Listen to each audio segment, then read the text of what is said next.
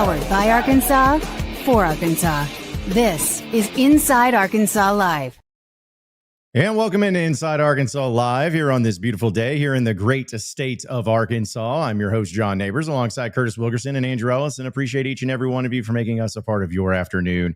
This afternoon, as it's going to be a great Thursday today, going to have plenty of things to discuss. Of course, the latest on the coaching search, because that's what everybody seems to be curious about. But we'll get into that, as well as making the case for another particular coach that Arkansas fans may or may not be interested in Rhett Lashlee from SMU. So we'll talk about some of the pros and cons there. We'll get into some Razorback basketball news, get into who our heavy hitters are, and of course, get to all of your chats, which I'm sure are going to be some bangers here today. But fellas, it's Thursday. We're in the back half of the week.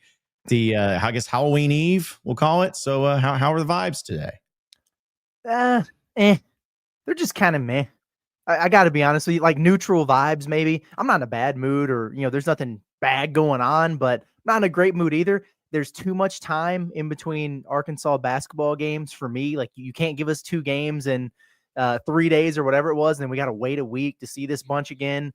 I'm trying to, I wouldn't even say get excited, but just accept that I've got to watch this football game on Saturday. I'm not there quite yet.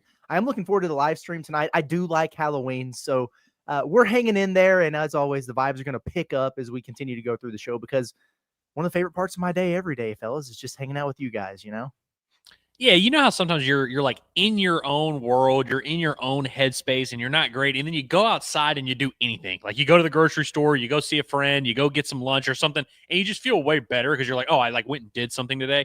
I'm counting on this show to be that for me, because I've been kind of like, in my own little world, sulking, not in a great mood, whatever.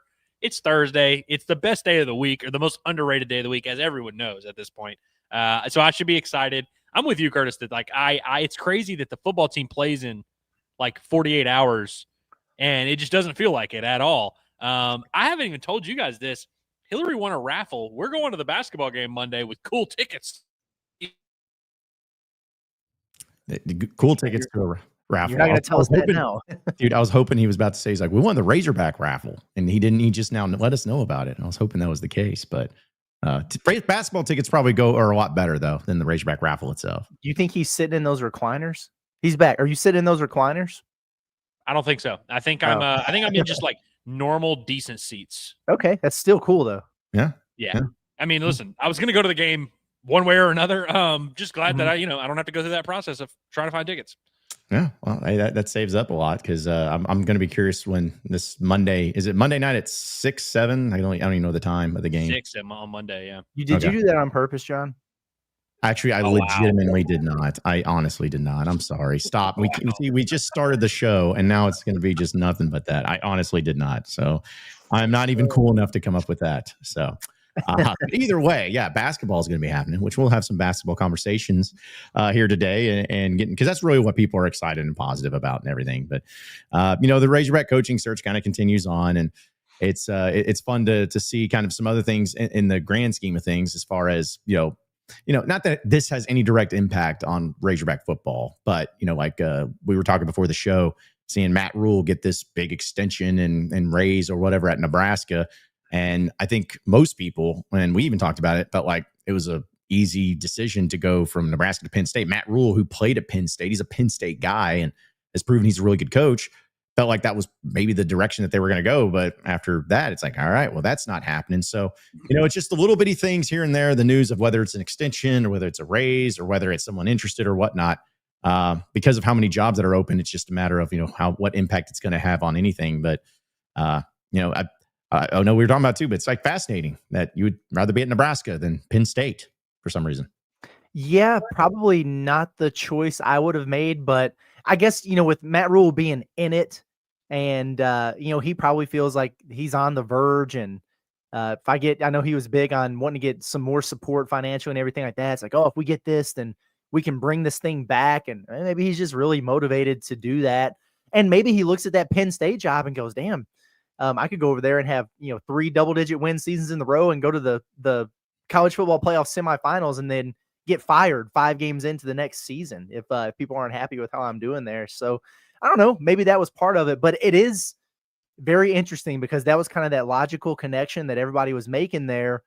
So now I look at it and I think, between that and Now with Florida, like what's it going to look like for them if all of a sudden LSU is a candidate for Kiffin?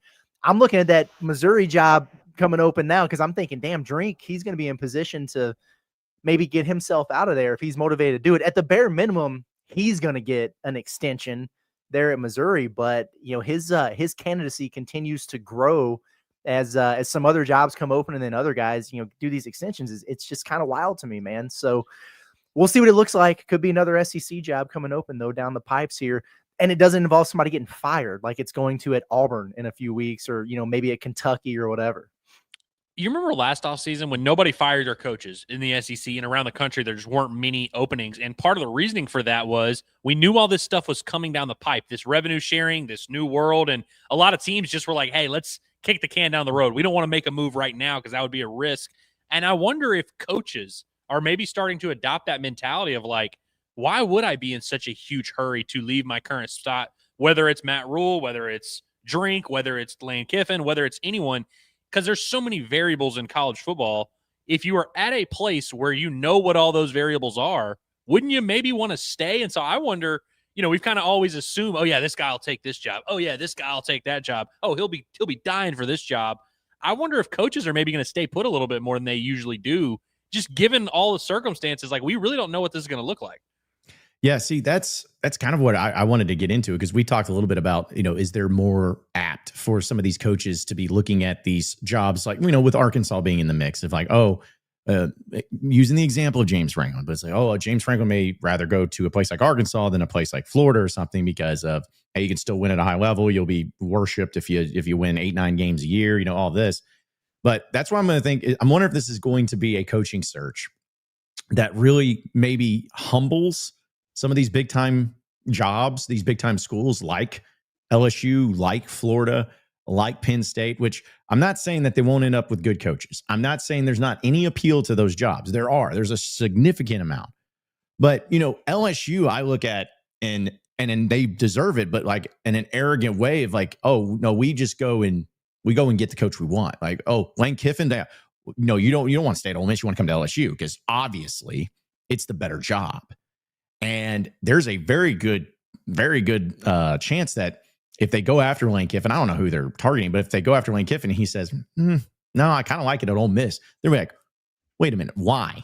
Why do you like? What do you mean? What does Ole Miss have that we don't? What is it? We got money, we got tradition. No, I mean, I'm enjoying it over here, and it just will blow their minds. They're like, wait a minute, we are LSU. Like you don't say no to us, and Florida could be the same example. Penn State.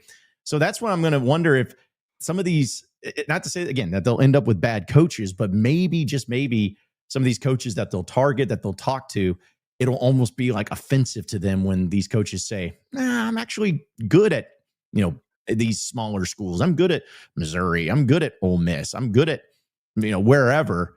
And then they're going to have to start in a panic mode trying to figure out, okay, so what do we go from here? It's a very good chance that could end up happening in this day and age in college football. Yeah, it's nuts.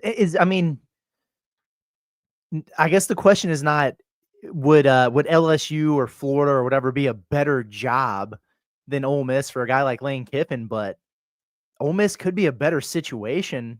I just look at it and I think, okay, he's doing real good there. Maybe they finally make the playoff this year or whatever, but he's got a ton of NIL. He's recruiting at a high level. He's winning double-digit games every year, and everybody's great with that. Like they quote unquote underachieved based on their roster last year. Still the most loved guy in town. You know what I mean? Like there's very little pressure on him. At least I feel like you go to LSU or you go to Florida and you get 2 to 3 years into this thing and like making a CFP isn't even good enough. Like it's a situation where you might have to go win that thing or get to a championship game or you're out of there. So yeah, they might pay you more or have cooler facilities, or you might get a little bit more NIL if you're going to go over there and do that or whatever. But if I'm Lane Kiffin and I like where I'm at, I might just stay put, man, and dig my heels in, live cozy, live comfortably, and not have to be looking over my shoulder the entire time I'm somewhere. It's just the culture that we're in now with, the way that rosters can be flipped so quickly and the way that, it's boosters and donors who are making these hires as opposed to, athletic directors, and everything's just so financially driven that you don't have a lot of, you can't build up a lot of grace and goodwill in these situations. When it turns, it turns. And we've seen that happen with, like what I know there's a lot going on at LSU, but they've lost 3 games. The same thing at Penn State, 3 games. It's like, get the hell out. We're done with you. It's over. That's wild, man. So if you are in a good situation, it would take a lot for me to leave personally. I think you're definitely on to something in terms of the risk assessment, and you're trying to figure out what am I doing and how much of a risk is it. One thing that I think we figured out is that back in the day, if you were leaving your school to go coach another school, that likely entailed a 2 or 3 year rebuild or a kind of resetting. You have to go get your guys. You have to kind of wait and get your program in. And that's not necessarily a thing. And so we kind of view that as so coaches would maybe be more willing to move, knowing that they don't have to do the full rebuild, that they can just take their whole roster and all that. I think of it through this lens of if you're a coach in college football, think about how difficult your job is and all the list of responsibilities, all the different people you have to talk to, the NIL people, the player personnel people. You have a GM now that you have to be in cahoots with. You have your AD you have to have a great relationship with now more than ever. I look at that, and if I'm someone, maybe not even Lane Kiffin, but just someone who is at a school where they feel good about all of those things, all of the 97 different variables, you feel good about it, it would be really hard for me to be hey, yeah, I want to start from scratch and have to rebuild all those relationships. It's not as much of a program building of I've got to get the right roster, but it's you have to reform those relationships with the money people. You have to have the boosters in your palm. You have to find a new AD that you have a good relationship with. And then you also have to do all the other stuff that football coaches have to do.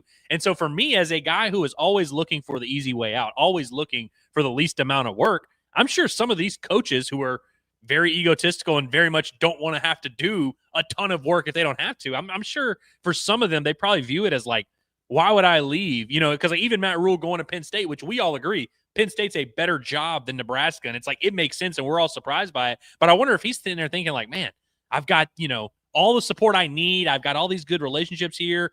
I don't want to have to start from scratch and have to reform those relationships at a place like Penn State where, like you just said, just fired their coach for losing 3 games. And I've lost 4 games in every year I've been at Nebraska. It's I don't know if that's necessarily, if you're doing a risk analysis, it's actually riskier to leave your job more so now than ever in college football.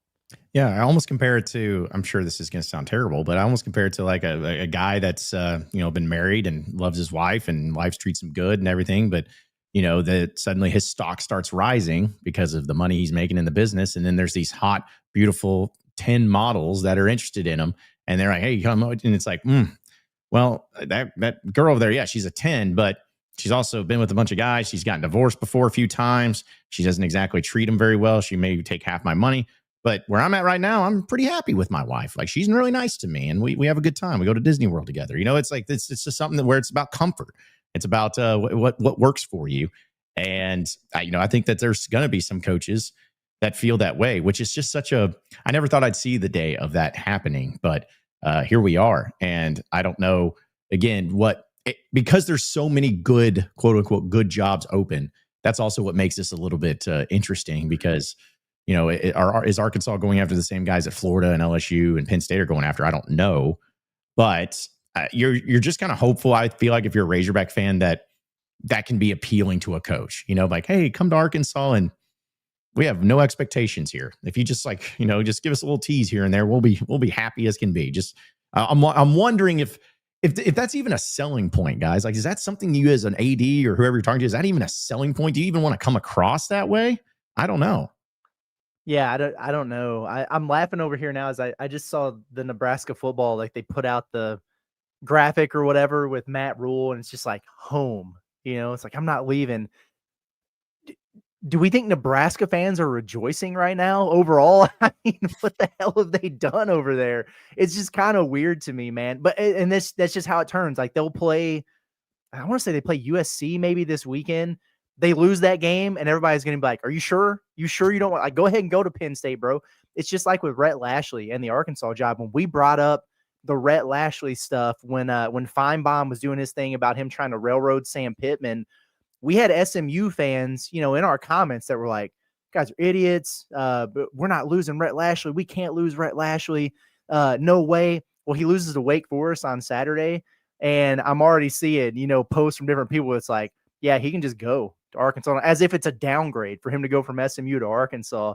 It's crazy how these things change with the wins. But yeah, it's it would have been a massive upgrade for Matt Rule. And, he hasn't done a damn thing at Nebraska. So I don't know, man, what this is going to look like. And that's him, like we're not even talking about he's a logical choice over there because of the connections to Penn State. But we're talking about Lane and some of these guys who have had a high level of success and whether they're going to try to level up or not. The conversation just gets even crazier. And how this all impacts Arkansas, like where they wind up landing in this pecking order, in this landscape with all this going on, dude, I have no idea. And we still have several weeks of this to go. The reason why, Curtis, I think they are going to be rejoicing in the cornfields today is because of stability and because Nebraska as a program, when you think about it, they fired Bo Pelini, when was that, 15 years ago? Because he kept going 8-4, and they were like, oh, man, going 8-4 sucks. Let's fire Bo Pelini. And then they went through a stretch where it was like the worst in program history. They completely lost all that luster. And so I think what Matt Rule, because I'm with you, that like he's going to be maybe 1 or 2 losses away from starting to flip that script a little bit and maybe get in that hot seat territory. But I think what Matt Rule does bring is stability. And so I think that is something to be celebrated in college football. We've always felt that way. Like everyone wants to have a stable program. That's the goal. And it always has been before NIL, during NIL, and after NIL. You always want to have just a stable, what you can expect. You know what you're getting. BYU, Wisconsin football. You just know it's like 8-4, physical, good defense. Like that's what, I'm not saying every program wants just that specifically, but it's like you want to be able to know what to expect out of your program. And in this day and age of this offseason where everything is chaos. LSU, we have no idea who they're going to hire. We have no idea how that's going to affect Florida, Auburn, Arkansas, Ole Miss, Missouri. Like there's so much up in the air. I think this time of year, as 3 guys that cover a team where we are in the middle of all this chaos, wouldn't it be nice if we just had some head coach that's like we didn't have to talk about, and it was just like, yeah, here's 8-4 Arkansas. We're just moving on. We're just trucking on. And so, I think in this time period of this day and age, I think all these schools are just desperate for any sense of stability, something that they can count on. And then it's like, because I'm tired of having these conversations. If we're tired of having these conversations, if you're at a program that's having success, I bet you really do not want to be having these big picture conversations about, oh, do we have to fire our AD? Do we have to get a new money guy? Do we have to get a new coach? And what's that going to entail? It's like, for me, if I'm a decision maker in any of these athletic departments, I'm just looking for the guy I can have to where I never have to think about it again, where it's like, I don't ever want to have this conversation. Yeah, and there's an interesting graphic that was posted that really shocked us. And I want to talk about it here in just a second. I want to remind everybody that Blue Ember Smokehouse is one of our new sponsors here at Inside Arkansas. And we are going to be live from their Rogers location there on Pleasant Grove next Wednesday. So next Wednesday, Inside Arkansas Live will be live from 12 to 2 at the Blue Ember Smokehouse location there in Rogers. And they have it going on, man. They specialize in handmade and handcrafted barbecue, from tender brisket to home cooked sides. You'll find a hearty meal for every member of the family. It's an awesome. Last time we went, they had a whole spread for us. Everything was incredible. And we can't wait to go back there next Wednesday. But we also know that the month of November is upon us, which means Thanksgiving.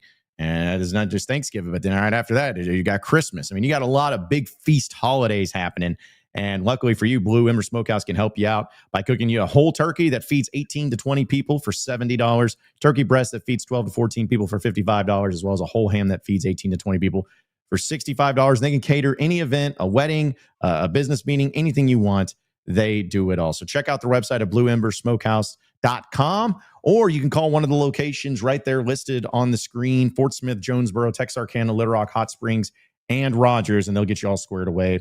And it's Blue Ember Smokehouse, some of the best barbecue you'll have. And thank you for supporting your local Blue Ember Smokehouse. So, guys, we're talking about the coaches. This shout out to the Next Round, friends of ours that over there at Alabama. They put out this graphic that was, not something that was like so shocking in the way of like, oh man, never would have guessed that, but it's just shocking when you see it.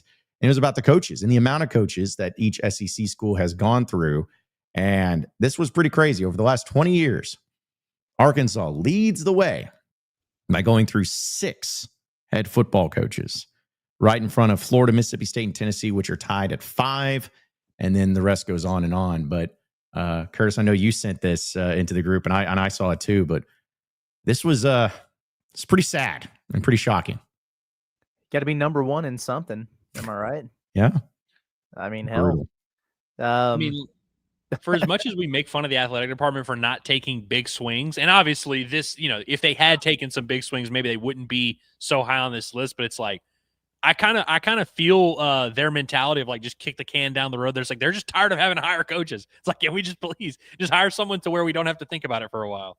I remember a little bit earlier in the year when Sam Pittman went down to the touchdown club, and David Basil was like, "Yeah, you're the longest tenured head coach in the history of our Little Rock Touchdown Club." And I was like, "Wait a second!" And you get to thinking about it, and you're like, "My God, what is going on here?" Yeah, 6 of them, man. That's quite a bit, boys. It's quite a bit. Yeah, I was just seeing this, and I guess because I was going through the numbers, I don't know, is it fair or not fair to see, but you have, of course, Houston Nutt, and then you had Bobby Petrino. I guess they're counting John L. Smith for the 1 year. And then you have Brett Bielema, and then Chad Morris, and then Sam Pittman. So, if you wanted to not count the John L. Smith because it was essentially an interim situation, that's one thing. But either way, it's just funny, too, to see, it's not just about, the worst programs go through the most coaches, because, Florida has gone through 5. Tennessee's gone through 5 coaches there. And then you see ones that you wouldn't say or wouldn't think as being these like incredible programs or anything. But, Missouri had 2 over the past 2 years. South Carolina's had 2. Kentucky's had 2, so I think the stability there is strong, but I also don't look at anything with Arkansas going through 6 coaches, looking back and being like, it just shows that they don't have patience for coaches. That's what's weird about it. Usually you see something like that to be like, man, they just don't have any patience. Like, no, they have patience. They've just sucked or wrecked a motorcycle. Like it's kind of what goes on with it. So just unfortunate. Yeah, there are some extenuating circumstances in a lot of these cases. Like you just mentioned with Bobby. I mean, obviously Mike Leach's passing at Mississippi State, he probably would still be there otherwise. It's one thing. Yeah, the fact that John L. counts as a real coaching change is a little tough. Like if you look at it on paper, like John L. Smith is just the head coach at Arkansas. Like he was never the interim coach. You know what I mean? Like, which is a little kind of misleading, but at the same time, it's like still just a tough graphic to look at. Yeah. Does Greg Schiano count at Tennessee? I guess not. The ink was never dry. Yeah. Never forget. He was about as coach of Tennessee Volunteers as Dana Altman was of Arkansas basketball. So, But yeah, also to that too is like you mentioned Mississippi State. Not only with, of course, the Michael Leach passing, but you think about, they had that Arnett guy, was that his name? That was there for a year, kind of like the interim, but he was there for after Mike Leach's passing. And you think about that Joe Moorhead guy that was there for 2 seasons. So it's like Mississippi State has had, of their 5 coaches, 4 of them have been in the past like 5 years. So, you got to take that into consideration. But either way, it's just another unfortunate reality that's where you stand, and that's where it's at for Arkansas football. So, hooray! So great, yeah, for whatever it's worth. We'll continue on, and we'll get into a little bit of our fun stuff here when it comes to making the case. As we got a certain coach that I know a lot of people have been mentioning and waiting on, and we'll do that here in just a second. I want to remind everybody that OZK Insurance is going to have you covered when it comes to all of your insurance needs, whether it's home, auto, boat, motorcycle, life insurance, commercial insurance.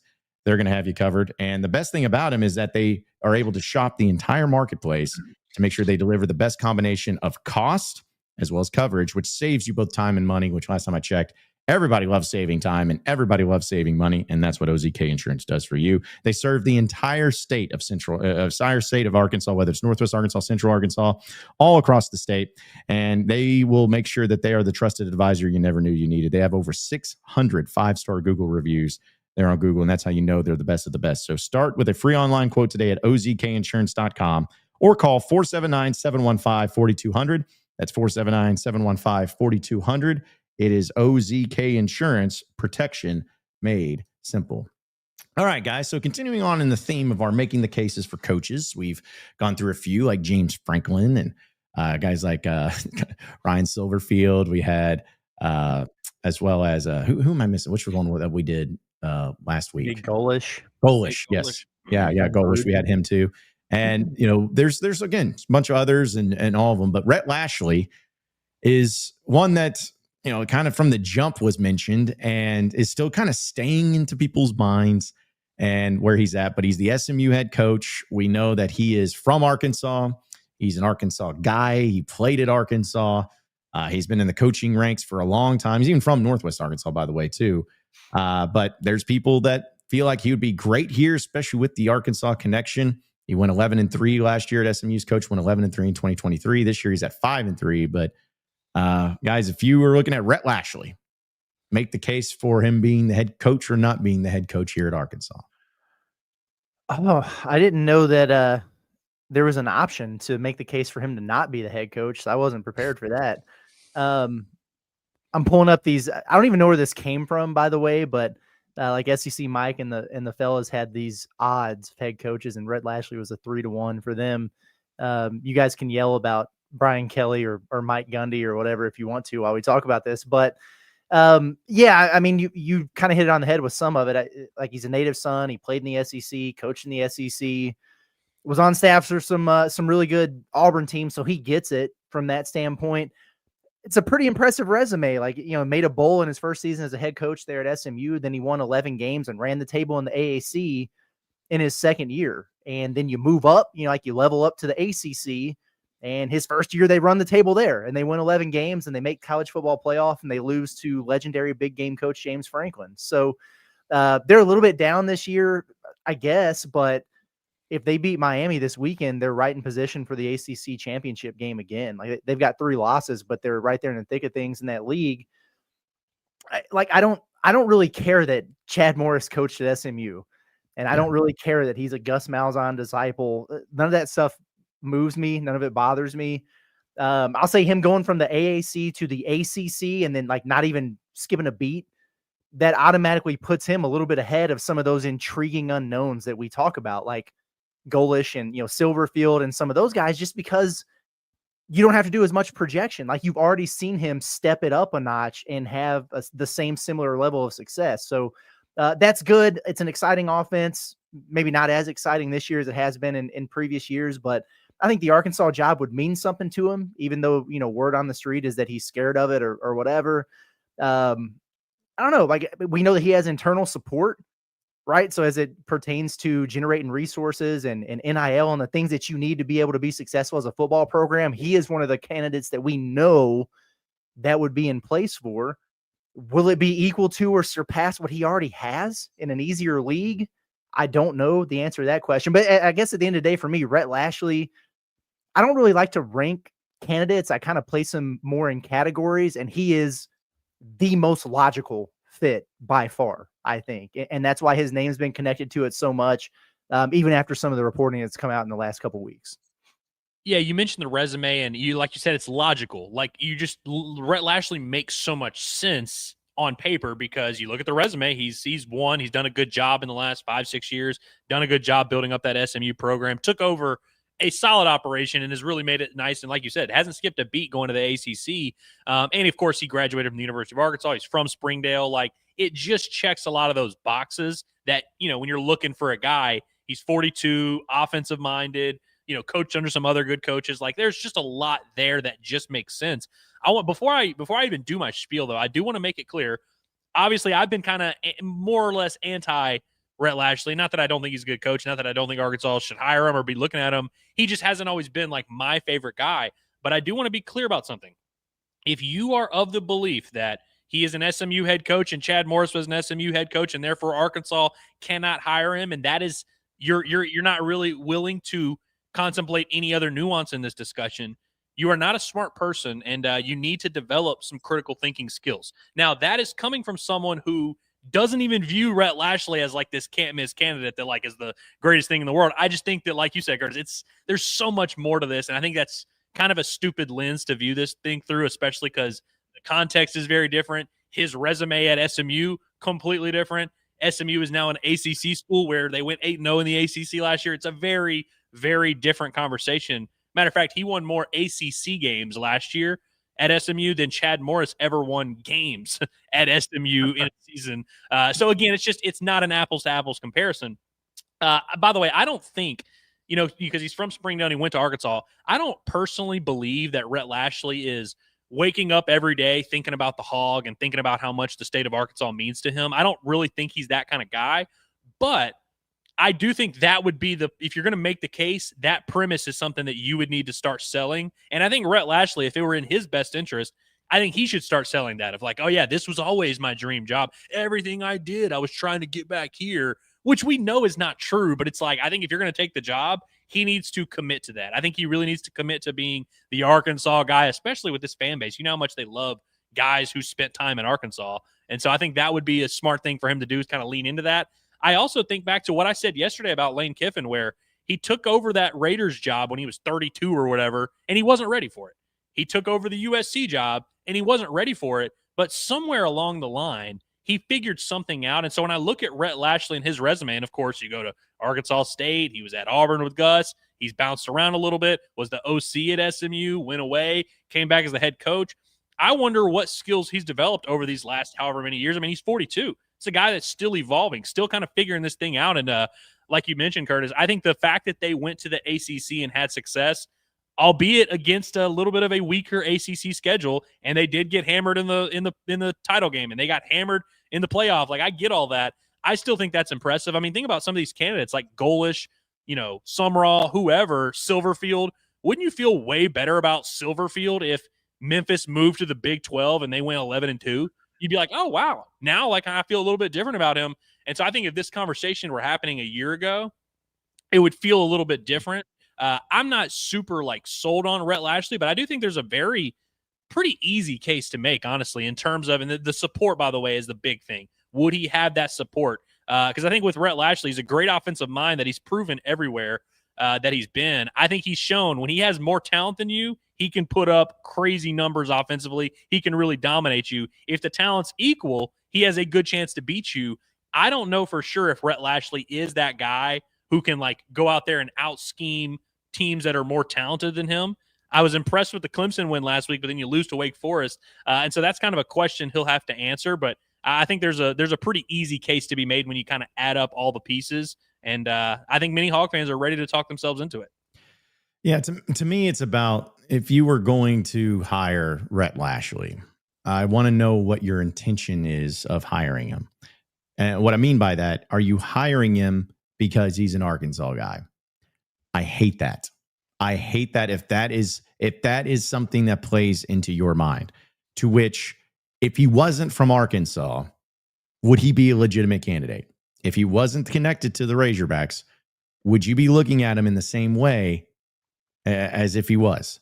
And if you say, well, no, the Arkansas connection's part of it, then I just don't really want that. I just don't really want that type of coach, because listen, you want to have somebody who's the best of all worlds. It would be great if someone's from Arkansas and is the best coach ever. And we know how many great coaches have come from the state of Arkansas, and it seems like none of them ever coached or was the head coach in Arkansas. And I get it. I'm someone who likes having Arkansas people around. But if that is your a priority for you, where it's above other things that are a little bit more important, then that's where I get a little bit concerned. However, if you're looking at it as the icing on the cake type of thing, where you look at Rhett Lashlee's record, where you look at his ability as a coach, as an offensive mind, as a recruiter, as someone who can re-energize the fan base, you look at all those things, and then the bonus on top of it is that he's from Arkansas, I'm all for it. But I don't ever want to look at a coach and just be like, okay, well, he's from Arkansas, therefore he needs to be up here. I was like, well, again, if he wasn't from Arkansas, would he be in that same spot? If anything's if the answer is no, then I don't want to go that route. I don't want to have that. But again, we won't know what the intention is. We don't know. Not like they're going to come out and, if they hired Rhett Lashlee, be like, the number one thing that we saw was he was from Arkansas. I don't know if they're going to do that. But is that what's happening here, by the way? Because I think Rhett Lashlee, everyone has their view of who he is and where they rank him on the list. I'm sure there's somebody out there who wants to hire him just because he was at Arkansas. But is that a narrative y'all are seeing? Because I really haven't seen that. Because I mean, Florida's considering him. Other schools are considering him. I don't think they're considering him because he went to Arkansas. I don't think that's the basis of the conversation, because I'm with you. If you're hiring someone just because he went to Arkansas, yeah, that's stupid. I don't really think that's what's happening with Rhett Lashlee, but I could be mistaken. I think it's just kind of the narrative that has been built because of the connection. SMU's probably, if folks are looking at it saying, okay, this is the young guy and he's in this situation. He's had a high level of success now in multiple leagues, and he just went to a CFP. who's going to come poach him. And then you start looking at the jobs that might come open. And then you see Arkansas, you see he's from there, all those things. Like, it's just very easy to make those connections. And you have people like Feinbaum saying what they were saying about how he would covet the job and is trying to, pull strings behind the scenes to get it if and when Pittman gets fired. So it was inevitable that was going to happen. But if we didn't have that, I think, wouldn't we probably he would be in the list. He would be in the conversations. I think he would be on the same wavelength, in my opinion, still a slight notch ahead of the Golishes, the Silverfields, guys like that of the world, because he has now done it in a higher, even though I know the ACC is not the SEC or whatever, but it's better than the AAC as we're going through the entire alphabet here. But I would have him on that wavelength. I don't know that I would have him. He wouldn't be my most logical candidate at this point. You know what I'm saying? But he would be in the same conversations as some of those other guys, I think. Right. No. And see, that's all I'm saying is because I agree. It's not that there's this major narrative of that being the case, and that's the only reason why they want him. I'm just saying that if you're the board of trustees, whoever's making the hire, if you are prioritizing, got to get a guy from Arkansas as one of the things, that very seldom plays out. Now there's our occasions, like I remember with Michigan, it was always about getting a Michigan man, and it kept failing until they got Jim Harbaugh, and then because Jim Harbaugh was a Michigan, he's like, okay, yeah, that adds up. But I think also something you brought up, Andrew, that was interesting, and I agree. I don't know Rhett Lashlee personally. I have no idea what his mindset is at or anything. And I could be completely wrong. Maybe I was just looking at the wrong places. But as far as a guy that left Arkansas after 2006 as a graduate assistant and literally was attached to the hip of Gus Malzahn for the majority of his career, which is not a bad thing. I don't ever remember him coming back to Arkansas, being in Arkansas, going to a Razorback basketball game, during the off season or, just anything like that. And so again, maybe it's just I'm looking at the wrong places or I'm looking at it in the wrong way, but I've just never seen Rhett Lashlee as, he's a guy from Arkansas. Yeah, he played at Arkansas, but is he all Arkansas? Like, is he just this guy that's, oh man, when you think of Razorbacks, I don't know. I feel like Tony Vitello is a guy who starts crying anytime he loses to Arkansas, but you got Rhett Lashlee. If he played Arkansas in a bowl game, would he get emotional and be like, man, I remember my days there, and I love those Razorbacks. In fact, I feel like he'd be less about that than old Texas Tech coach would be, than what it is. So again, I think it would be a fine hire. I would not be against Rhett Lashlee being the guy. It's just, I don't think the first thing you should ever bring up when you talk about Rhett Lashlee is like, oh, well, he's from Arkansas. It's like, well, no, he's a good coach, and he just happens to be from Arkansas. Yeah, I think we're on the same page on that front. One thing, because I looked it up just to make sure that I wasn't just talking out of my rear here. He has been connected to the Florida opening, not in a very official he's interviewing, but there's numerous tweets from Florida accounts that are connecting him to the job. So I would strongly assert against the narrative that this is a thing based on his connection to Arkansas. I do think if you removed the Arkansas from his resume completely, I don't really think it would change the equation all that much. And for the same reason that you just said, it honestly hasn't been a thing that he's been coming back, beating down the door. There was 1 year in his coaching, he had a gap year in his coaching resume that I believe he spent in Northwest Arkansas, and he was the quarterbacks coach at Harbor or something like that while he was doing some other stuff. And so, maybe that's something. And I think also when you're coaching, you're the OC at wherever, it's kind of hard to, go back to Fayetteville and do your thing. And so I don't know what it is, but I think the fact that Florida is even considering him or is even on the list that any of their fans have come up with, that alone, is not a reason to hire him, but it's just nice to be having a conversation about someone that other people have looked at and wanted to be their head coach, if that makes sense. Because a lot of the guys we discuss, we spent a month talking about Bobby. Nobody would ever consider Bobby to be their head coach. Sam Pittman, the guy Arkansas just fired, nobody would ever consider Sam Pittman to be their head coach. That would be the one thing that if we're making the case for Lashlee, I just like the fact that other people look at Rhett Lashlee and like him. Well, what about we're talking about connections or non-connections or whatever, and we can think about some of the and we could talk a different time about whether or not the current AD is going to be the future AD, but how he just kind of went out and randomly got Eric Musselman. We're like, oh, what was this all about? And the Discord's been on it for well over an hour now, but the Razorback Foundation plane landed in Provo, and so now everybody's like, oh shit, Kalani Sitake, over at BYU. What do you guys think about that? He's got them boys rolling. Do you think it would work in Northwest Arkansas, the SEC? Are we on board? Can we add him to the big board? Is tomorrow making the case for Sataki? Listen, the Sataki thing would surprise me a lot, only because he's a West Coast Samoan, BYU, like he is a West Coast guy through and through. You look at his resume, it is all on the West Coast. Like he has not even crossed over into the state of Texas. Actually, that's a lie. The only time Kalani Sataki went to the state of Texas was last year when he went to SMU and beat Rhett Lashlee. He was one of the 2 teams that beat Rhett Lashlee last year. Sataki's a great coach, and he's doing a great job at BYU, a very stable program. He's undefeated in Razorback Stadium. He is undefeated in Razorback Stadium, although 1-1 against Sam Pittman. So I don't know. That's a little bit of a red flag. But no, seriously, I think Sataki's a stud. That's one that I've never considered just because, like, culturally, I've never imagined Arkansas was going to go and get the Mormon football coach. I never really thought about that. He is doing a great job, though, so I think it's something I'm cool to consider. I am very skeptical that this is a real thing. I'll just get my stance out there right now. I'm very, very skeptical that this is a real thing. Can I just say about the plane tracking, as someone who did the plane tracking for a long time? Listen, you may think that these people involved in the coaching search are dumb, but they're not that dumb. They know everyone's plane tracking. They know people are looking at. You think that they're going to get on the official foundation plane and just think that no one's watching them and they're not going to start connecting dots and whatnot?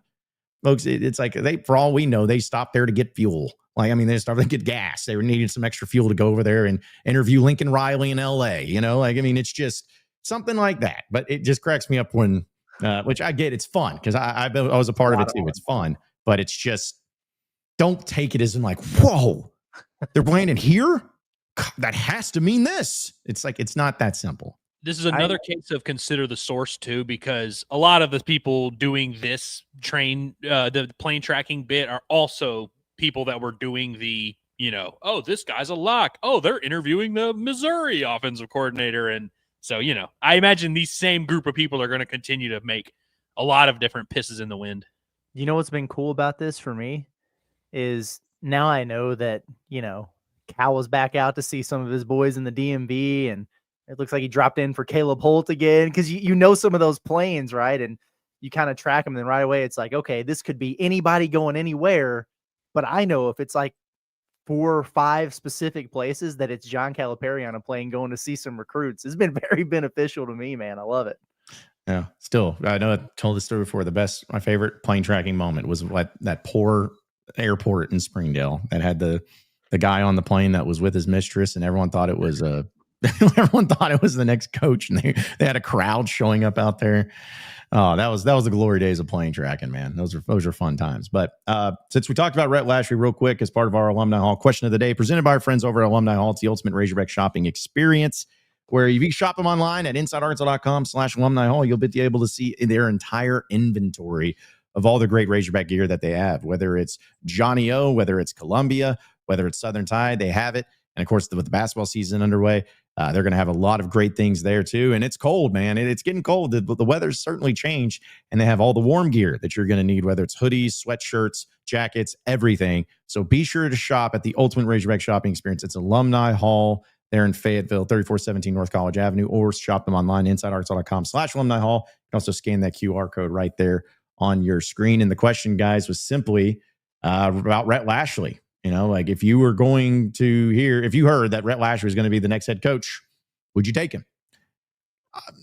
Maybe I'm a little surprised, but only 64% say yes. 64% say yes, they would take Rhett Lashlee. 35%, or maybe my math right. Yeah, 36% say no. So I would just ask the 36% who say no what it is you're looking for or what your expectations are. To each their own. Like we all have our favorite candidates, but like, would you take him? Like, would you be okay with it? I don't see how that answers no, personally. Like he is Rhett Lashlee for me is like the epitome of, okay, cool. You know what I mean? Like I'm not going to be jumping for joy and everything like that, but I certainly wouldn't be upset about it. I'd be like, all right, let's rock. How much money are you giving him? Let's see how this goes. I mean, dude, 2 weeks ago, we were like kind of talking ourselves into like, would we be okay with Dan Mullen? You know, we were talking ourselves into like, would we be okay if they just like said F it and hired Bobby? So yeah, I would accept Rhett Lashlee as my head coach. Exactly. I wouldn't like if they hired Rhett Lashlee, like you said, I would clearly accept it. I wouldn't like push back and be like, whoa, how did they do this? What I wouldn't do is like throw a parade and be like texting on and being like, oh man, watch out, we got our guy.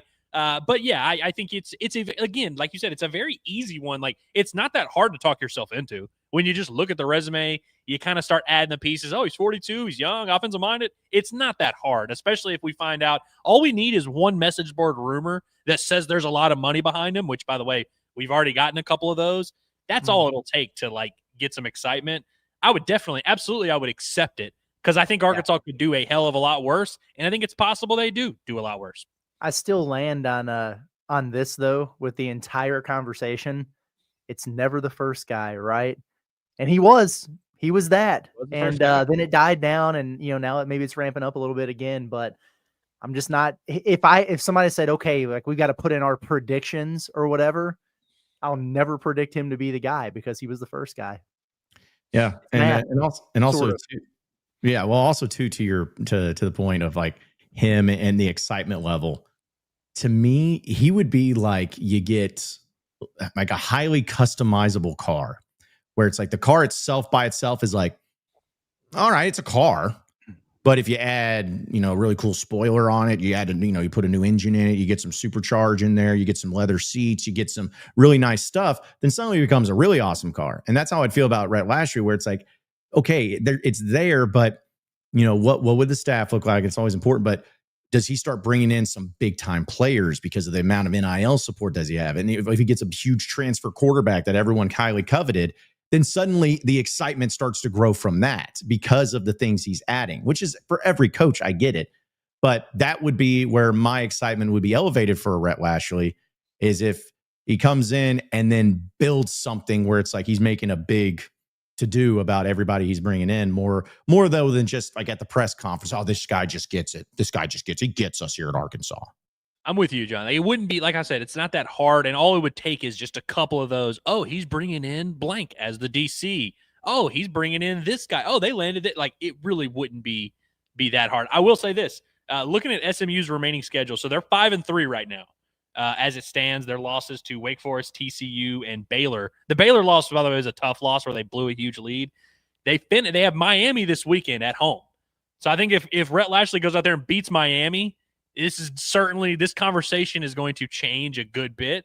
But then they finish with at Boston College, Bill O'Brien's, zombie ass walking around over there. Then you have Louisville, a ranked Louisville team at home and at California. I think if Rhett Lashlee goes 3-1 down the stretch and finishes 8-4, I would call that an acceptable effort. You finish 8-4 in your second year, you went 11-2 last year or whatever. So you're not getting back to the playoff. You're not on that level, but it's like, that would show me a little something of like, okay, there's some stability with this dude here. But if like they, get blown out by a Miami, drop one to Cal and that freshman quarterback, lose to Louisville, and all of a sudden they're 6-6, it's a little bit of a different conversation. Yeah. Yeah, it is. It's kind of funny just kind of reading the chat here on how they feel about Lashlee. There's a few people that are like, this, what are we talking about? It would be a home run hire. There's a handful that have agreed that it would be a ground rule double. And then we've got one that says it would be a foul bunt strike. So it's kind of all over the place in terms of how people feel, which is, I guess, every candidate. But it's funny to do the baseball terminology here. That's how the Razorback fan base works. They look at the most average of people, whether it's a player or a coach, and they convince themselves that that player or coach is either the worst player of all time or the best player of all time or the worst coach of all time or the best coach of all time. Sometimes it's okay to just be like, hey, this is a fair candidate who, like, hey, maybe he do a good job, maybe he won't. This is if we were ranking every coach in college football, Rhett Lashlee would probably be like in that like 25 to 35 range, like just kind of in a solid range. Yeah. And I might even go as far as a triple, boys. There you go. I think some people are born on third base and think they hit a triple, like Ryan Day. That's true. Yeah, because and the last thing is I know we'll get to your chats, folks, but the thing about Rhett Lashlee too, that you bring up his record if he went 8-4. what's crazy is if you take that in his last 3 years, it's essentially exactly what Lane Kiffin did in his last 3 years at Ole Miss, like as far as win totals and everything. So just saying, it would be a little bit on the lower end, but I'm basically saying that Rhett Lashlee and Lane Kiffin are the same. So it's is Rhett Lashlee the Lane Kiffin at home? We have Lane Kiffin at home. We don't need Lane Kiffin. We've got Lane Kiffin at home. He's Timu Lane Kiffin. He might be.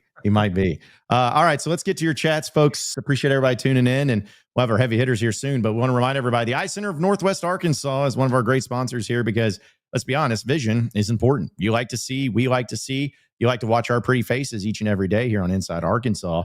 Well, maybe you're struggling a little bit. Maybe you're struggling and looking at the three of us being like, when did all the guys switch places? And then you realize after a squint, oh man, no, those are the same guys. I just can't see them because my vision's so bad. Well, you might want to get that fixed. And if you're going to get it fixed with the best, the professionals. It is the Eye Center of Northwest Arkansas. They have award-winning eye doctors that are board certified and professionally active. And their patients always talk about how caring and friendly they are, which is always extremely important. And they have the best new vision care technology, plus the old-fashioned personal attention that they provide. They're able to perform cataract surgery for you before the end of the 2025 year, so you can make your holiday season in clear view, as well as refractive surgery. With anybody that's struggling with readers, glasses, contacts, they have surgery options for everyone. And they're also doing eye exams. They have plenty of availability with one of their new providers, Dr. Rebecca Brown. And don't forget that they do Botox, filler, IPL with their aesthetics provider, Olivia Rich. So they do it all. They're the best in the business. And again, if you want to see clearly, no matter if it's watching Razorback games, no matter if it's just seeing the view, seeing the beautiful leaves turn colors here in the fall in Northwest Arkansas, don't wait. Don't hesitate. Get your eyes fixed today with the Eye Center of Northwest Arkansas. You can call them at 479-442-2020. That's 479-442-2020. And also check out their website at eyecenternwa.com. All right, so getting into some of your chats, as we all know the rules, Super Chats get read first. Shout out to Anthony Lee. It says, we're watching from vacation from the Dominican. Nice. I want to pitch locking the U-All media and the board of T's, I hope trustees is what you're referring to, in a room, and you all pitching coach ideas. Who knows the pulse of the fan base better? I agree with this. Yes, let's set it up. Yep, make the call. I would love to sit with the riches and the decision makers and just start firing off takes. It would be fun. I would like to present like a few names just to like make sure that the board of trustees are at least familiar with the guys. You know what I mean? Like all these like off the cuff, like even like someone like Huff at Southern Miss. I would just like throw his name on like, hey, y'all don't have to hire this guy, but like, can y'all at least admit that y'all know who this guy is? Because I think there are a lot of these guys that they just don't even know about and will never consider. And I'm not even saying they need to hire some off the wall random person, but I want that group to be as informed as possible. What would be the best place for us to have this meeting? Probably Blue Ember. Yeah, I think it's a good call. Yeah, everybody, rich or poor, likes barbecue. So true. Yeah, although I feel like I don't know for us, like it might be a little bit higher end. Maybe the 6th floor of the Encore Bank building. There we go. Maybe we could have a meeting there. maybe we could make that one happen. But that would be awesome. I feel like it would just be more of kind of like the scene. I keep referencing Animal House, but like the scene from Animal House when they're in the courtroom, and it's just like, hey, I thought you were pre-law, pre-med. What's the difference? It's like I would just take it so over the top and like walk in suits with briefcases that have nothing in them. Just really look the part. And we're serious, and we're very serious business here. All right, shout out to PHF Bomb Hog for the super chat. I'll be honest, I've never heard from this guy before, so he might be a new chatter, and he's also a new member, so appreciate you. But he says, what chance is there to retain Bobby in an OC role? Love the vids I've watched daily for a year or so. Woo pig. I would say next to none. Yeah, I was going to say anything's possible, but as close to zero as you can get. Less than zero, as they say in the movie. Yeah, it would take a specific set of circumstances. I would love it, but I don't think Bobby would be thrilled about that. Yeah, the only way he would take it is if like he just literally had nothing else, and they were going to like give him a raise to be the OC once again. Like maybe, but that's just I just don't see the likelihood. Are we sure what's Bobby's next move going to be? Like, let's say Arkansas just hires like Rhett Lashlee and they move on. Where would Bobby go from there? Like, I know he could get another job somewhere, but like, would he be the OC at like UAB or like Tulane? Like where would he go? Yeah, I don't know. It wouldn't be a better job than Arkansas OC, I wouldn't imagine. First of all, it would have to be a coach with a lot of clout, right? That would retain Bobby as the OC and that Bobby would be willing to stick around for.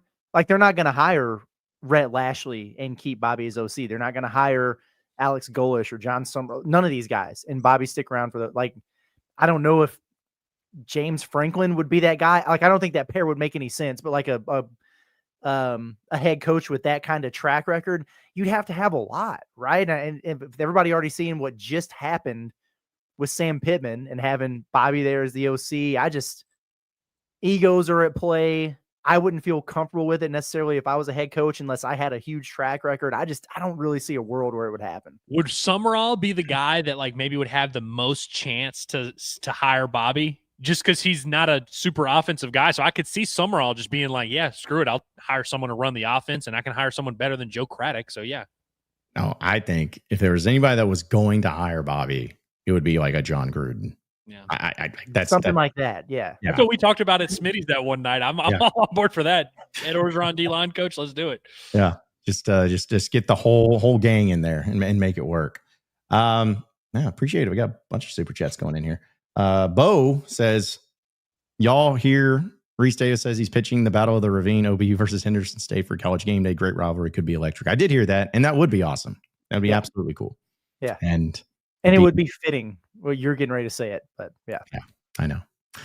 Be just as many times College Game Days visited Henderson State and OBU as Arkansas. So there's I'm calling just straight up BS on Reese Davis. I don't know what prompted him to say that. I do not buy that they are considering going to the Battle of the Ravine.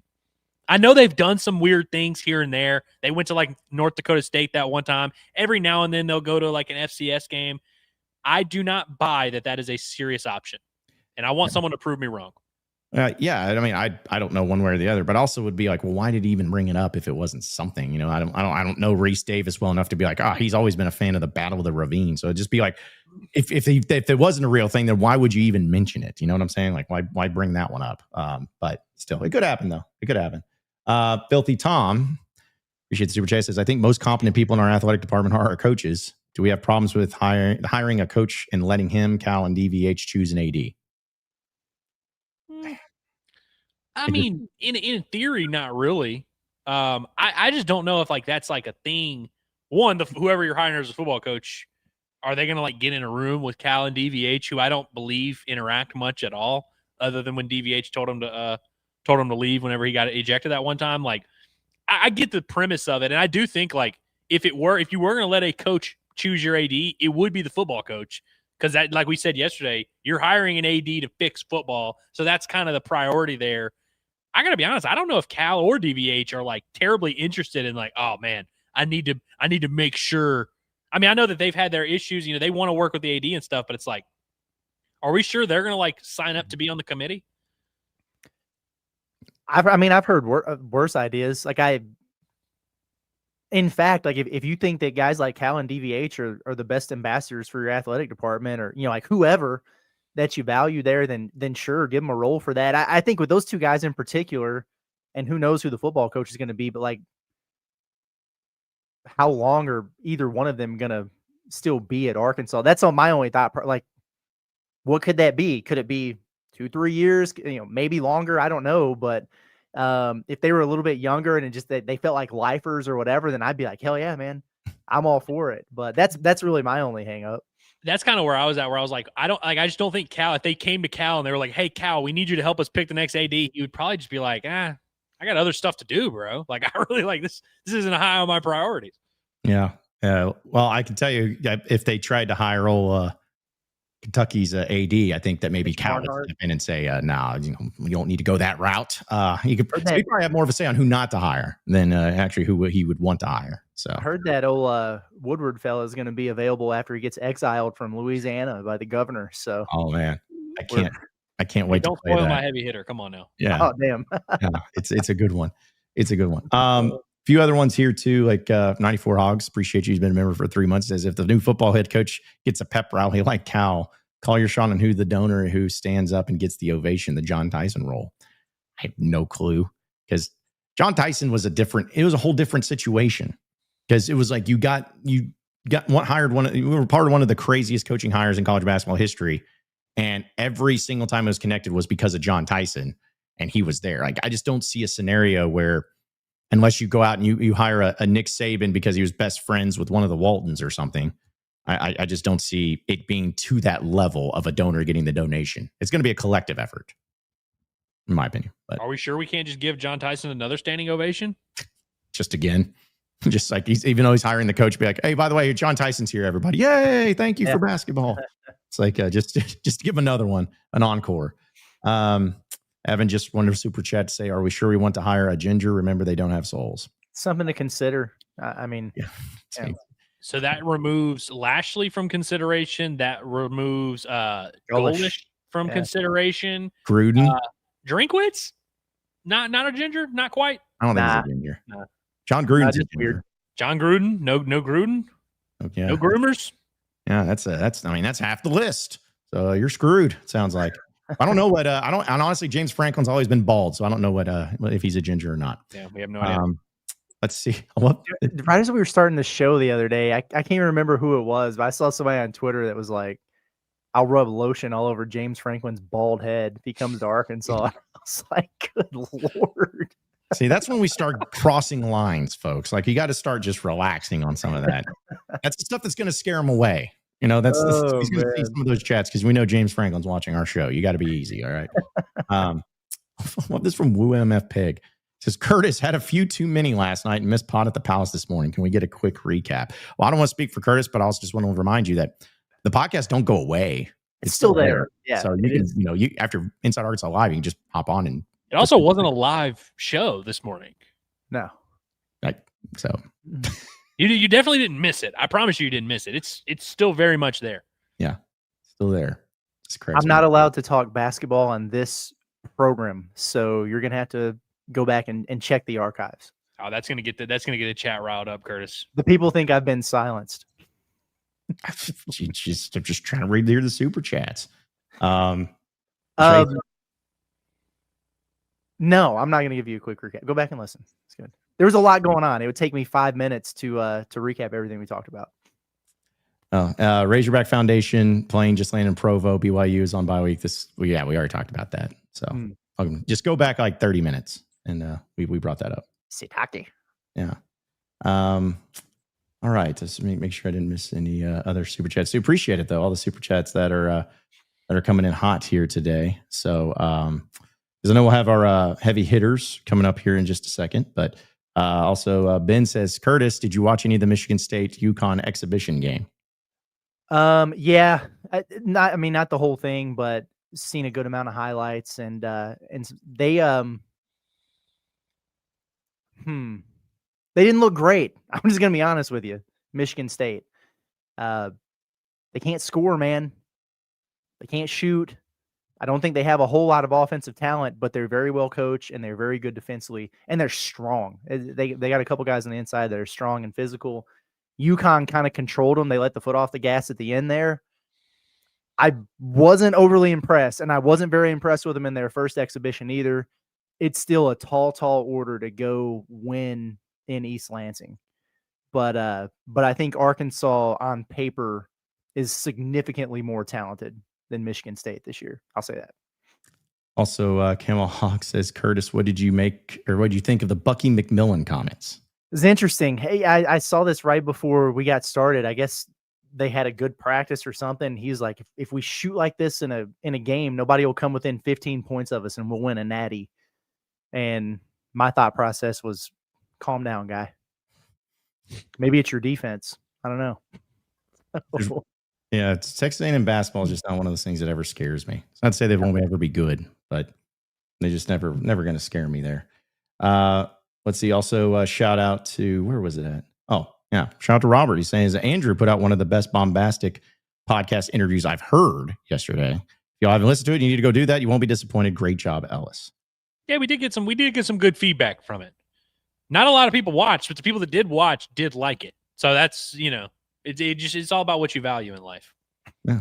Well, just maybe some people had just a few too many and didn't get a chance to watch it. So they got to. By the way, I saw Woo MF Pick come back and he was like, well, I was just too hungover or he actually said hung. He said I was too hung to listen this morning.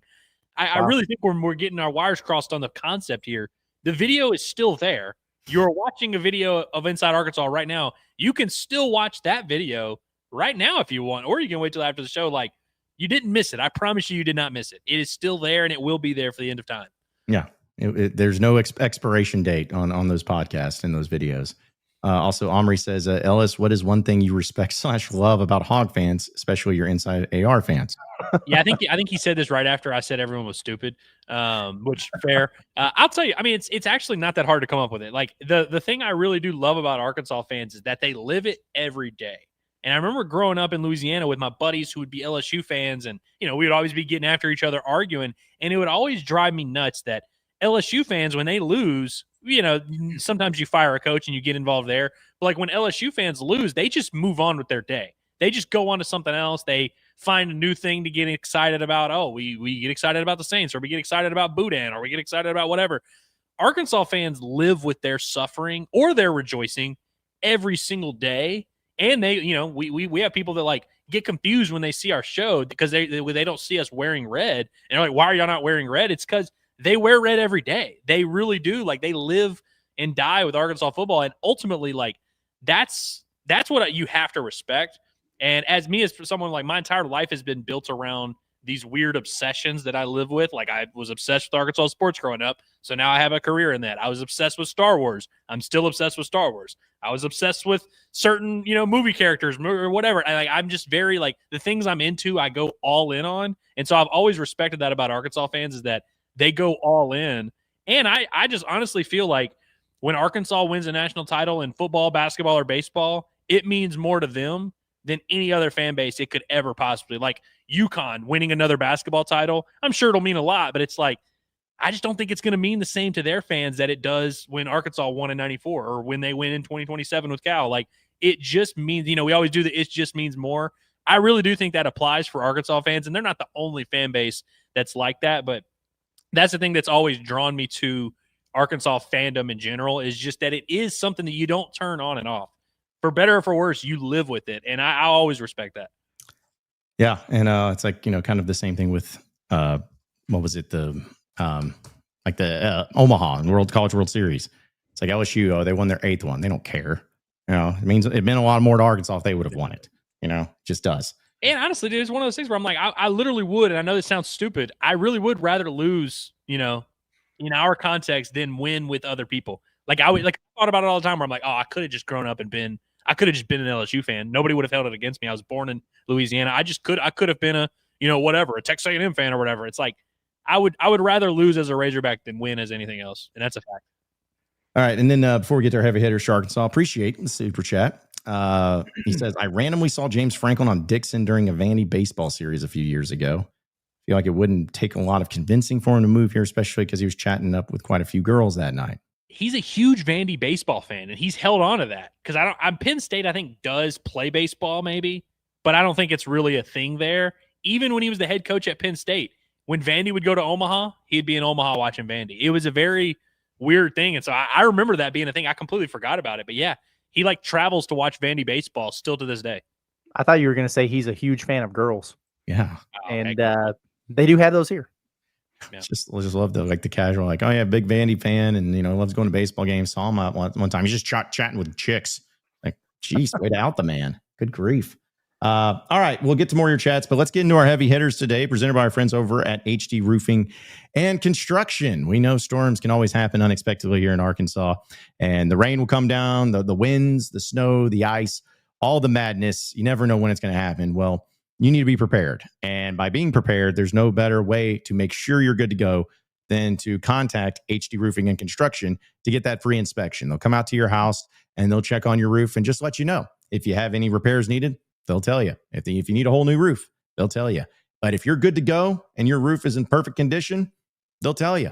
And then it's just not going to be any charge. It's free of charge to get that inspection. And they always have the professionalism, top quality materials, and expert installation to get it all done. So be sure to give them a call today if you're in the Northwest Arkansas area at 479-957-1928. Or you can check them out in the Central Arkansas area and call 501-428-0429. And they have that website. You can scan the QR code or just go to hdarkansas.com.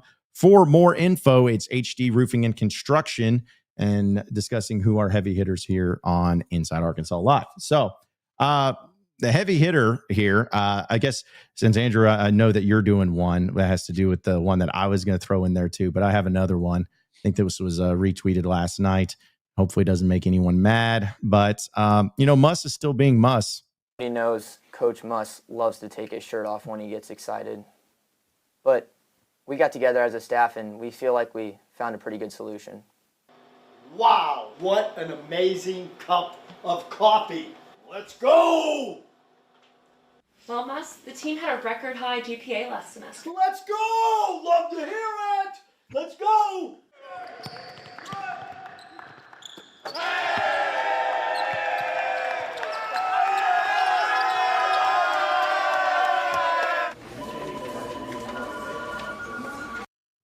I do not care if you don't like this. I do. And I do miss it to an extent. But I saw some people like, I'm tired. I'm glad we don't have this cringe stuff anymore. It's like, no, it was fun.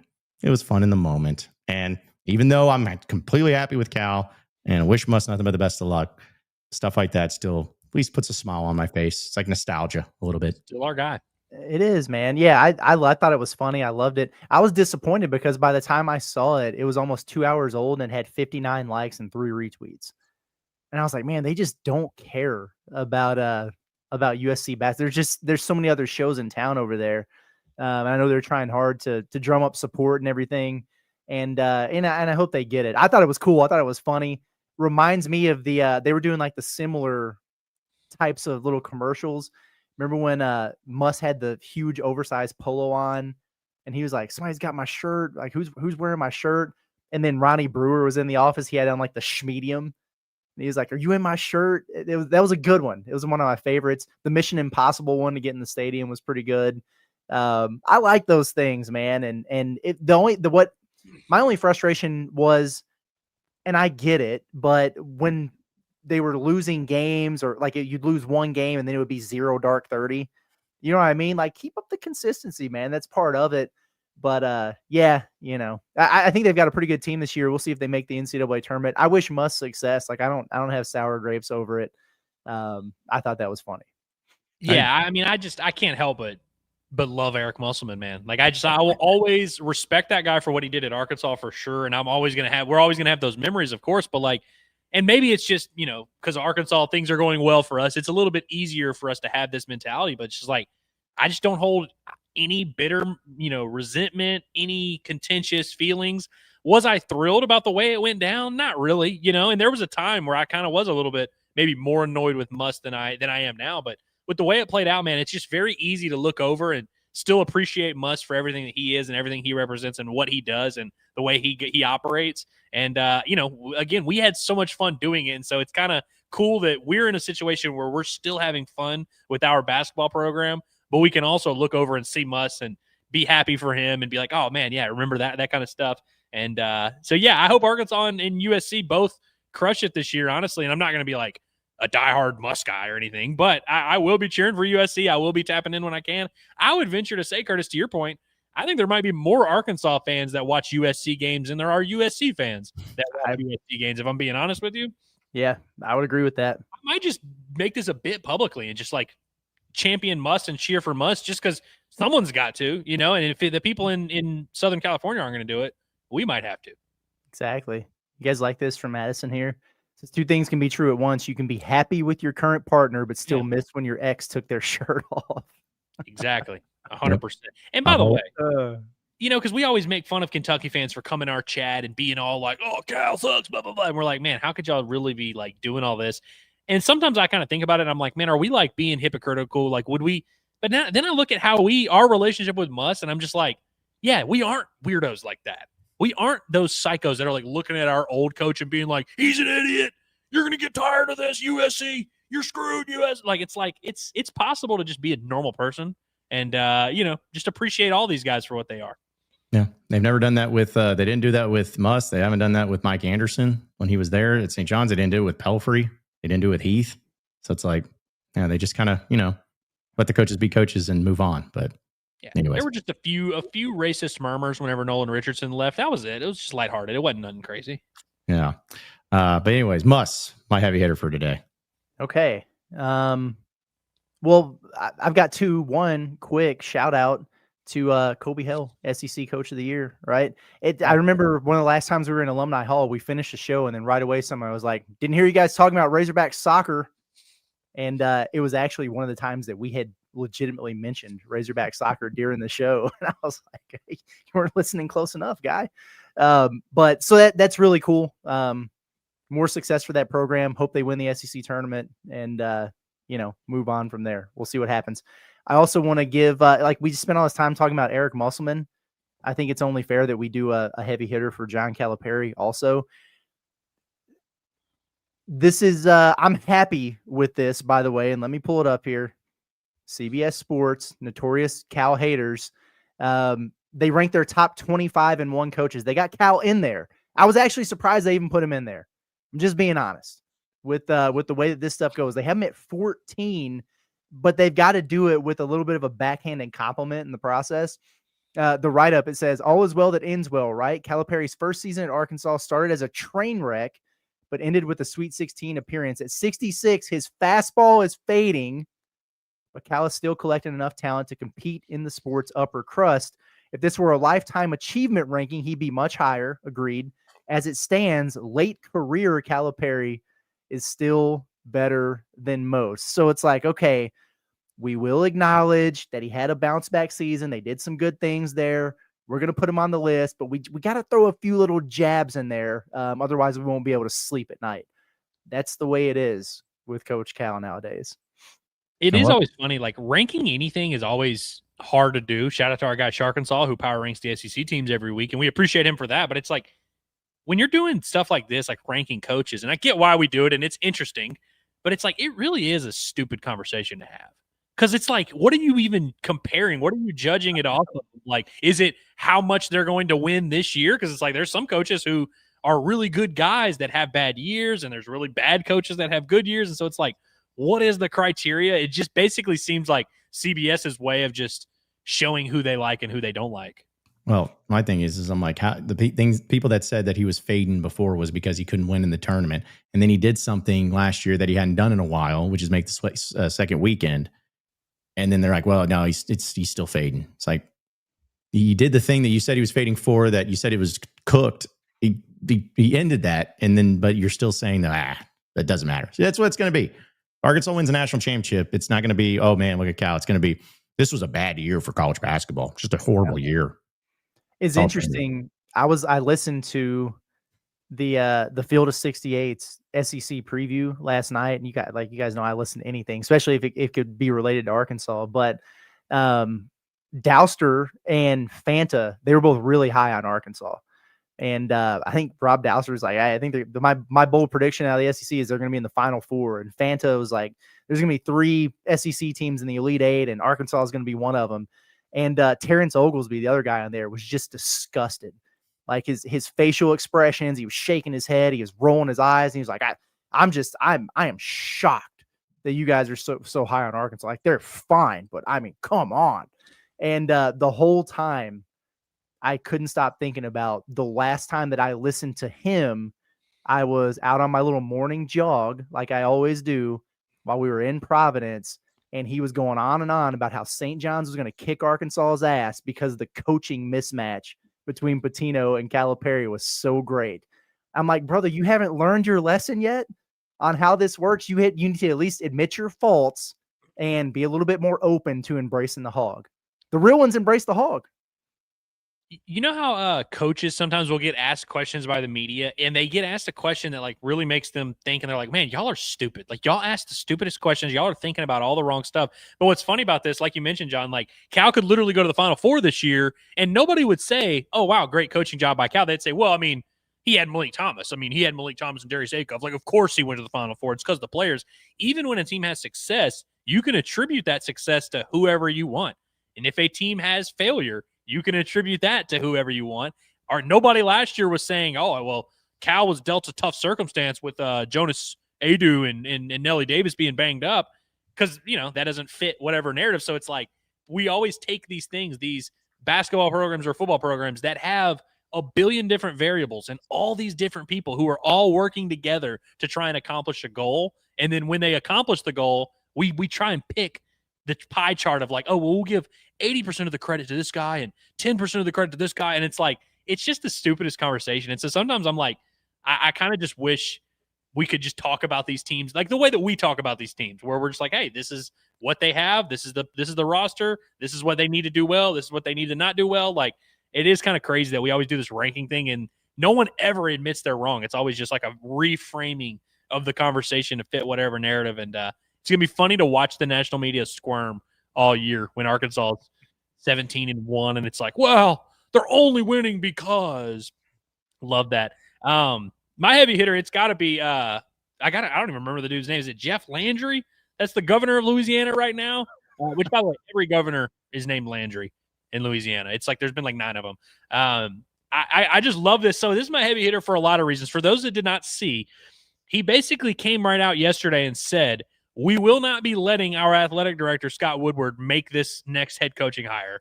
Not only did he say that, he said he would let Trump make the determination before he let the athletic director make the determination.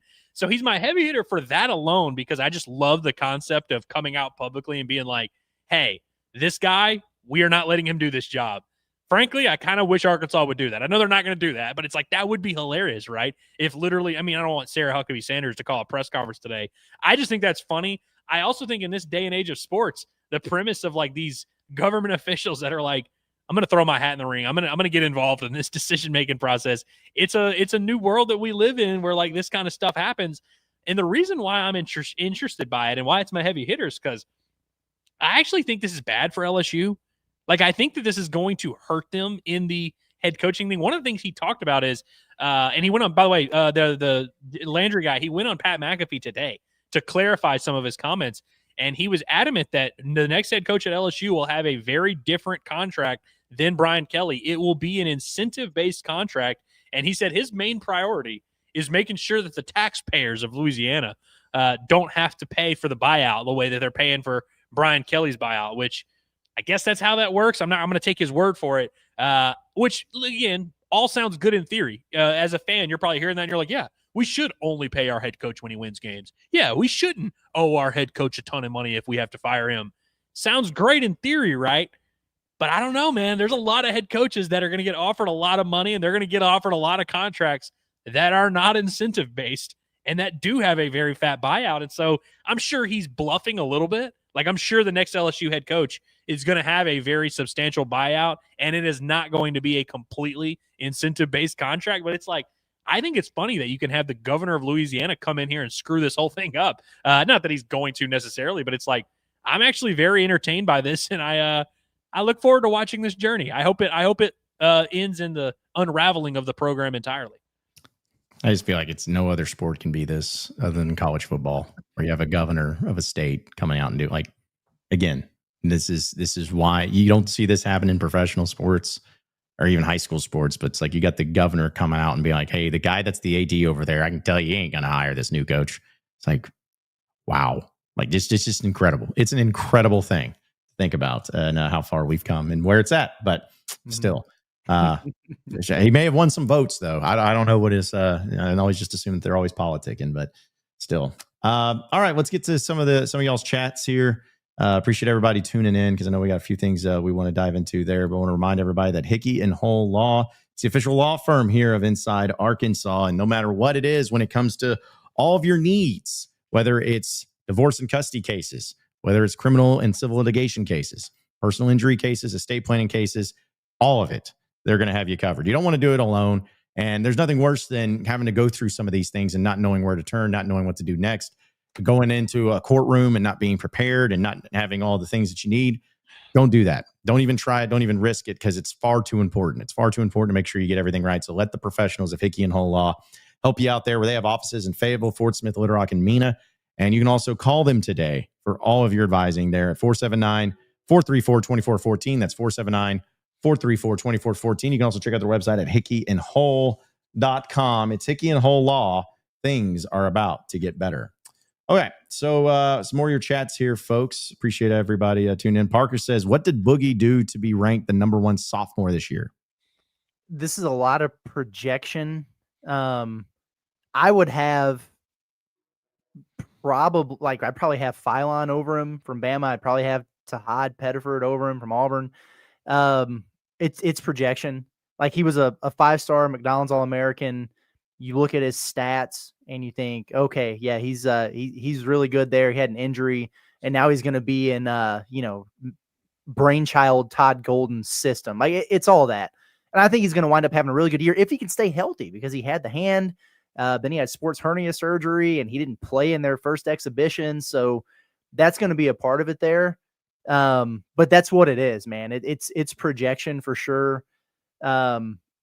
A lot of people forget how rough that was, early in SEC play for him. I think he's going to put up a lot of stats. I do. I think he'll be a better shooter than he was at Arkansas last year. And I liked his assist to turnover. There's a lot to like about him. I wonder how much he contributes to winning basketball, because he didn't at Arkansas. And was that because of him, or was it because the whole situation was a mess with their injuries and the newness and all that? I guess we'll find out at Florida this season. But yeah, I saw that. I would have had him on that top 10 list or whatever that they had, but I don't know if I would have went number 1 either there. So, Curtis, I agree with literally every single word you just said. Leading up to the point about you expect Boogie to have a pretty good year, there also are things that he's got to answer. I mean, he was, a lot of the damage he did were, against Miami or against bad teams. And so I do wonder, hey, in SEC games when things tighten up, is he really going to be that guy that can lead you in scoring and really run your offense and get efficient shots and all that? And so we'll see if he's able to answer those questions, and we'll see if he's able to answer enough to where he winds up living up to these projections and some of these NBA draft looks. Can I just say something to Arkansas fans, though? And I'm not saying you guys need to be cheering Boogie on forever. I really don't want to keep doing this all year, where we're looking over at Boogie Flan and we're like, oh, why do people like Boogie Flan? Because I get it. And there's an argument to be made. He should be lower onto this. And listen, if it's a thing where you're like, hey, I just think Acuff's better, or I think Malik Thomas is better, and I think my guys should get some more love, I'm all for that. But I really don't want to do the Boogie Flan animosity bit all year. Would I have liked for him to just go to the draft and move on? Yeah, that would have been way better for us. We talked about it when it happened. We didn't love that he went to Florida. We didn't love that he ended up leaving Arkansas. We thought if he was going to come back to college basketball, he should come play at Arkansas. So I get if you're kind of butthurt about that, but I really don't want to do this all year. We're every time Boogie Flan has a bad game, we're like, oh, look at Boogie. I don't want to carry that resentment with, at least me personally. I'm not saying you have to, but I just don't want to. I don't want to do this game, if I'm being honest with you. Yeah, I don't have any hard feelings with Boogie. I understand the circumstances around him leaving, and it just there would have been a world where he could have come back, but it was never going to happen with the way everything panned out, from him entering the draft but not the portal, and then you bring DJ back, and you got Acuff and those guys coming in. It's just never going to happen. It's it wasn't a I hated my time here, so I'm leaving type of deal, or it wasn't a we don't want you, get the heck out type of deal. So it's all good. Yeah, I wish he wouldn't have gone to the SEC for sure. But I think it's also going to help Razorback fans that your replacement, Darius Acuff, is really, really good. So we'll be all right over here for sure. Exactly. It makes it easier for us to have this mentality when we have a really good point guard. We have a really good new McDonald's All-American, younger, cooler one.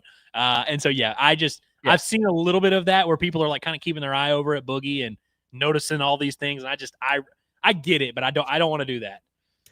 Also, Austin from work says Curtis ranked top 5 SEC coaches. Now I'm curious. Okay, I did an entire episode about this is way back in the summer in the dog days. I'm not saying go back and listen to that, but hopefully I did it after. Hopefully it's still up and not expired though. Yeah, exactly. The 3-man weave guys did this, and they had Cal ninth in the SEC, and it pissed me off. And so I teed off on him, and I was like, okay, but if I'm going to get mad and critique this list, and I got to give my own, and I did it at the time, and I had Cal 4th. That was when Bruce Pearl was still coaching. And so now I would move Cal up to 3rd. But I think my top 5, like him or not, Nate Oates, young, but just won a national championship, Todd Golden, love Cal. Rick Barnes, I would still have in my top 5, and then I think Chris Beard to round it out. And sure, like, here's the other thing too. What exactly are you ranking? Because if we're doing like the little CBS Sports thing, like if this is the Lifetime Achievement Award, well, hell, Cal will be number 1 in the SEC. There's no question about it. But I think about the resume and the body of work. I think about the recency and the what have you done for me lately when I put those things together, and that's where I'm at. So like Kentucky fans would be like, oh, no Mark Pope in your top 5. Well, he hasn't done anything yet. Like, I think he's a really good coach, and hell, they might go to a Final Four or whatever this year. Cool. Then we can have those conversations. But right now, like I can't put him ahead of Chris Beard personally. So that's where I'm at with it. And I'm damn sure not putting Dennis Gates up there, Salty Hog. I'm just sorry. I think your list is pretty much exactly what mine would be. And maybe you can move the order, but like those 5 guys I think are the right 5 guys. What about Archie at Texas?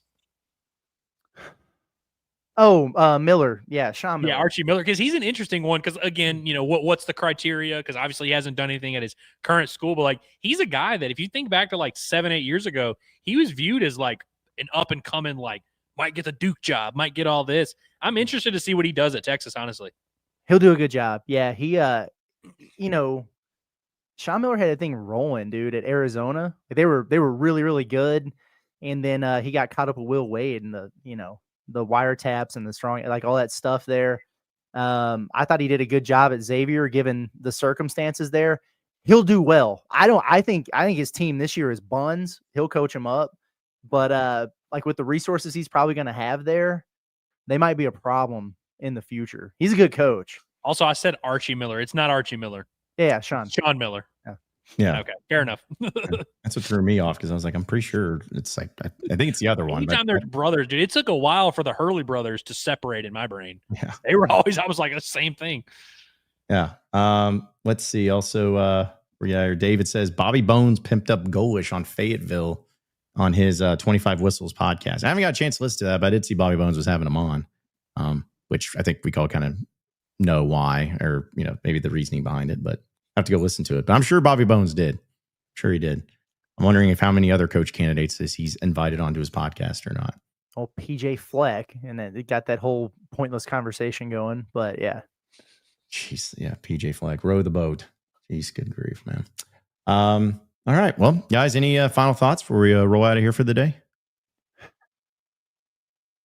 See everybody tonight. That'll be exciting.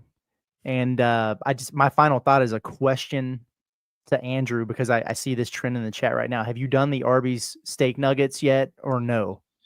I have not. I have seen, I've heard actually, like, I wouldn't say good reviews, but I've heard like some competent reviews where people are like, hey, they're pretty solid. Something about the look of them on the commercial, they look so good.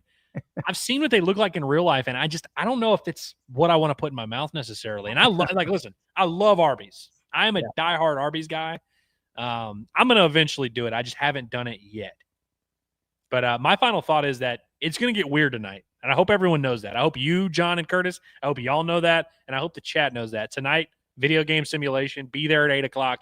It will get funky. 5-3. Is that the record right now in our live stream? Still waiting for the bowl. We lose last week again. Yeah, they lost in almost kind of the similar way of the real game. It was pretty terrible.